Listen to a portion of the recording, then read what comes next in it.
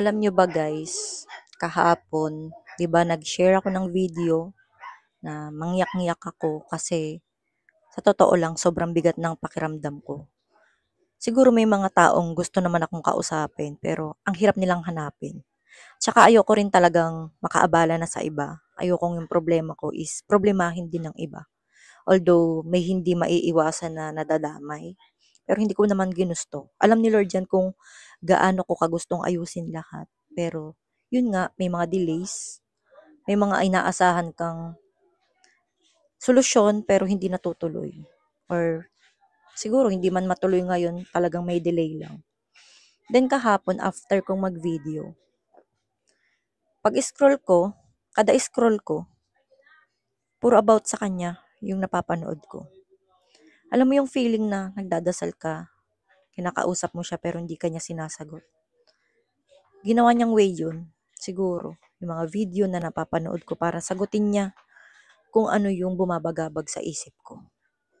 Kaya ngayon, pagising kong kaninang umaga, nagpapasalamat ako.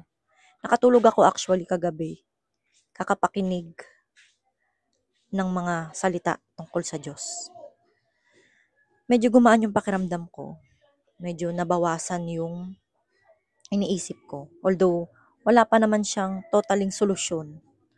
Pero medyo nabawasan yung bigat. Kasi alam mong, nandyan siya. Hindi kanya pinababayaan. Then, eto nga, nagpapasalamat pa ako sa kanya kasi realization ko, kung hindi pala to nangyari sa akin, hindi ko ngayon pinagdadaanan to. Siguro, nandun pa rin ako sa sitwasyon na oo, masaya ako, pero mali. Ngayon ko lang na-realize na may mga mali pala akong nagawa. Na kung hindi ko to naranasan, hindi ko malalaman na mali. Nagpapasalamat ako kasi dinaan man niya ako dito sa pinakamabigat at mahirap na sitwasyon. Pero alam ko, inaalis niya lang sa akin kung ano yung nakasanayan kong gawin na ang alam ko noon is tama, yun pala ay mali. Soon, isi-share ko rin sa inyo kung ano yun. Pero sa ngayon, eto lang yung masasabi ko. Kung ikaw pinanghihinaan ng loob, magdasal ka lang. Yun lang talaga yung kakapitan mo. Dasal, panalangin, pagtitiwala sa Panginoon. Kasi, walang tao na pahihirapan niya kung walang, actually hindi paghihirap eh. Hindi pinahihirapan, mali yung word. Feeling mo lang nahihirapan ka. Kasi nga, hindi mo pa nakikita kung ano yung gusto niya o plano niya para sa'yo. Kaya nahihirapan ka. Hindi kanya pababayaan sa laban na to. Kumbaga, walang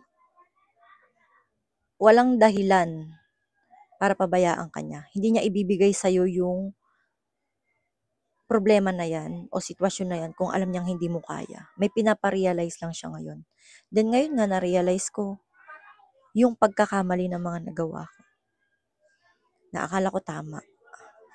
So ngayon, ang dasal ko lang sa kanya is patatagin niya ako. Kasi alam kong hindi niya nga ito ibibigay sa akin kung hindi ko kakayanin. Sa araw-araw na ginigising niya ako, alam kong binibigyan niya pa ako ng pagkakataon para bumangon. So yun lang, magtitiwala pa rin ako sa Panginoon.